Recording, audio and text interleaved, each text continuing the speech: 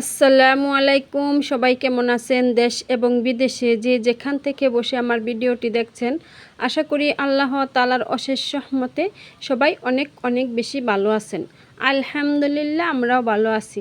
আঁকির সংসার চ্যানেল থেকে আমি আঁকি অনেক দিন পর আবারও আপনাদের মাঝে চলে আসলাম নতুন একটা দিনে নতুন একটা ভিডিও নিয়ে। তো আশা করি সবাই ভিডিওটি দেখবেন স্কিপ না করে, আর সবাই কিন্তু একটি লাইক দিয়ে ভিডিওটি দেখা শুরু করবেন। আর এই ভিডিওটা কিন্তু অনেক দিন আগে করা ছিল।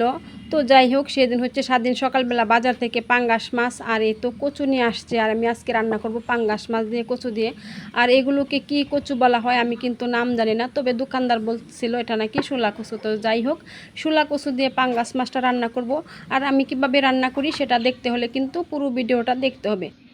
এখন আমি পাঙ্গাস মাছটা কেটে নেব। তার আগে হচ্ছে এই তো ডুংরা পাতা দিয়ে ভালো করে ঘষে পরিষ্কার করে নেব। যেহেতু পাঙ্গাস মাছের শরীরে একটা পিছলা পিছলা অংশ থাকে, সেটা কিন্তু এই ডুংরা পাতা দিয়ে ঘষলে হচ্ছে চলে যাবে, তা না হলে কিন্তু মানে পাঙ্গাস মাছটা খাওয়া যাবে না। আর উপরে দেখেন কীরকম কালো দাগ আছে, তো সেটার জন্য আর কি পরিষ্কার করতে হবে। তো পরিষ্কার করার আগে আমি কাঁটাটা ভালো করে কেটে নিচ্ছি, তা না হলে কিন্তু হাতে আর কি লাগার সম্ভাবনা আছে। তো যাই হোক, আমি কাঁটাটা কেটে নিয়েছি। আর এখন হচ্ছে ডুংরা পাতা দিয়ে ভালো করে পরিষ্কার করে নেব। মানে আমাদের দিকে কিন্তু এই পাতাটাকে ডুংরা পাতায় বলা হয়, এক এক এলাকায় হয়তো এক এক ধরনের নাম থাকে, জানি না। তবে এই তো দেখেন পাঙ্গাস মাছটা কিন্তু ডুংরা পাতা দিয়ে ঘষলে অনেকটা মানে সাদা হয়ে যায়। এই যে কালো যে অংশটা আছে সেটা কিন্তু উঠে যায়, যে পিছলা পিছলা একটা মানে থাকে আবরণ থাকে, সেটা কিন্তু উঠে যাচ্ছে। আর এই তো দেখেন এভাবেই কিন্তু আমি 2 পিঠ পরিষ্কার করে নেব। আর পাঙ্গাস মাছ কিন্তু এভাবে পরিষ্কার না করলে কিন্তু খাওয়া যায় না, মানে একটা পিছলা অংশ থেকে যায়, সেটা কিন্তু লবণ দিয়ে ধুইলেও আর কি যেতে চায় না। তো যাই হোক, ভালো করে ডুংরা পাতা দিয়ে ঘষলে কিন্তু উঠে যাবে। আর এই তো দেখেন এক পিঠ আমি ঘষে নিয়েছি, কত সুন্দর চকচক হয়েছে। তো এভাবেই করে আমি 2 পিঠ আর কি ঘষে নিব।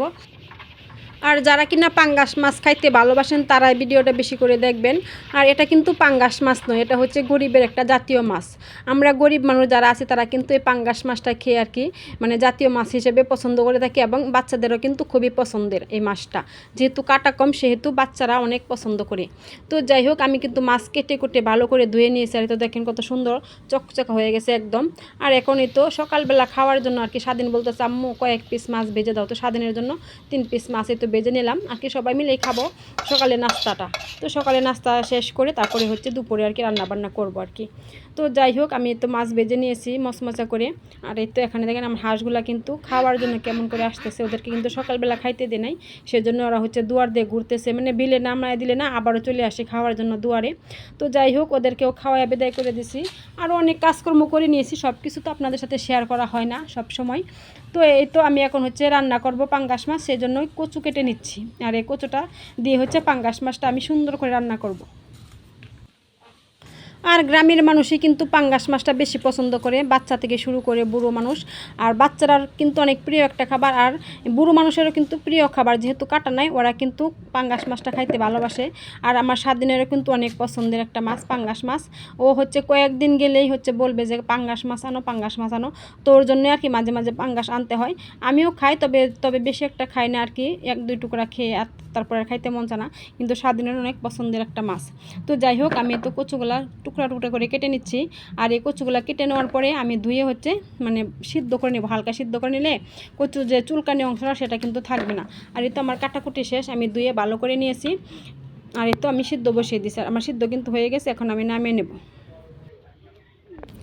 আর এই তো আমার কচু সিদ্ধ হয়ে গেছে, আর আমি মাছ হলুদ মরিচ দিয়ে মাখিয়ে নিয়েছি, এখন ভেজে নেব রান্না করার জন্য।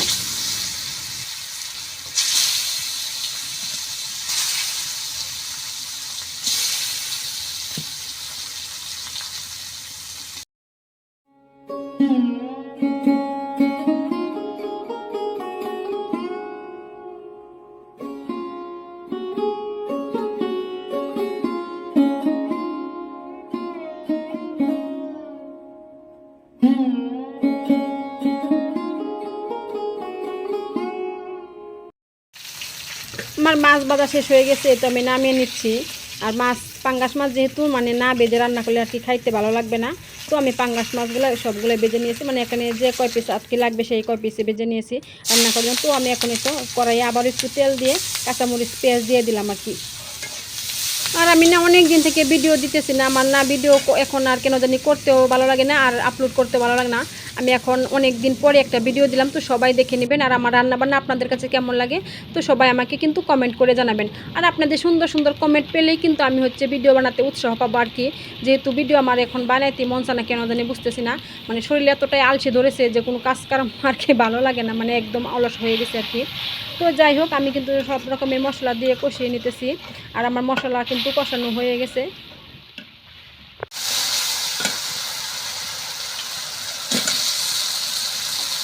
তো মশলা কষানো হয়ে গেছে, আমি তো দিয়ে দিলাম সিদ্ধ করে রাখা কচু। আর মাছ যেহেতু বেজে নিয়েছি, মাছ হচ্ছে পরে দেবো, তো আগে আমি কচুগুলা ভালো করে কষিয়ে নেব।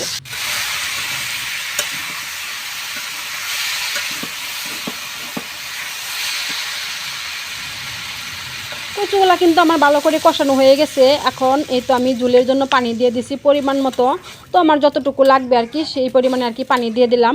পানি দিয়ে হচ্ছে পানিতে বলক চলে আসলে তারপরে আর কি আমি মাছগুলো দিয়ে রান্না করে নেব।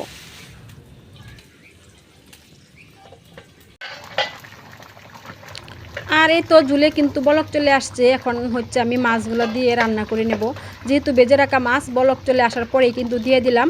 আর এভাবে কচু দিয়ে পাঙ্গাস মাছ রান্না কিন্তু অনেকটা মজা হয় খাইতে। আমার তরকারিটা না খাইতে কিন্তু অনেক মজা হয়েছিল। আর আপনারাও ইচ্ছা করলে এরকম করে খেয়ে দেখতে পারেন, যেহেতু অনেক অল্প মশলায় অল্প উপকরণে এই তরকারিটা রান্না করা যায়। তো যাই হোক, এই তো আমার রান্নাটা দেখেন কত সুন্দর হয়েছে, মাশাআল্লাহ, আলহামদুলিল্লাহ। আর খাইতেও কিন্তু অনেক মজা হয়েছিল। তো আপনাদের কাছে কেমন লাগলো সবাই কিন্তু জানাবেন। আর আজকে এই পর্যন্ত, সবাই ভালো থাকবেন, আল্লাহ হাফেজ।